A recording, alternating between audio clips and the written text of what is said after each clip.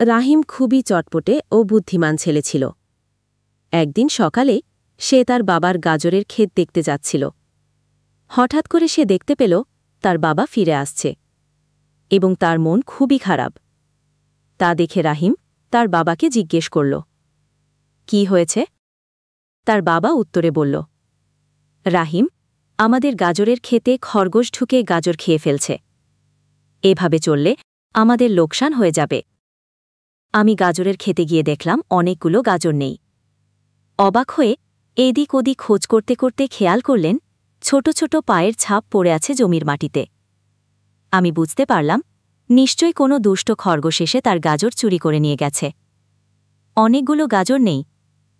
অবাক হয়ে এদিক ওদিক খোঁজ করতে করতে খেয়াল করলেন ছোট ছোট পায়ের ছাপ পড়ে আছে জমির মাটিতে। আমি বুঝতে পারলাম নিশ্চয়ই কোনো দুষ্ট খরগোশ এসে তার গাজর চুরি করে নিয়ে খেয়ে খাঁচার দরজা খোলা রাখল আর আশেপাশে লুকিয়ে রইল। রাতে যখন খরগোশ গাজরের লোভে খাঁচায় ঢুকে পড়ল, তখন দরজাটি আপনা থেকেই বন্ধ হয়ে গেল। রাহিম খুশি হয়ে বাবাকে খবর দিল। কৃষক রফিকুল হোসেন ছেলের বুদ্ধিতে খুবই খুশি হলেন।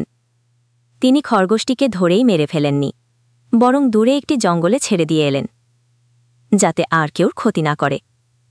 এরপর আর কখনো দুষ্ট খরগোশ আসেনি তাদের খেতে। রফিকুল হোসেন গর্ব করে বললেন, আমার ছেলে শুধু বুদ্ধিমান নয়, দয়ালুও বটে। আমরা শিখতে পারি যে কোনো কঠিন পরিস্থিতিতেও ধৈর্য এবং বুদ্ধিমত্তা দিয়ে সমাধান খুঁজে বের করা যায়।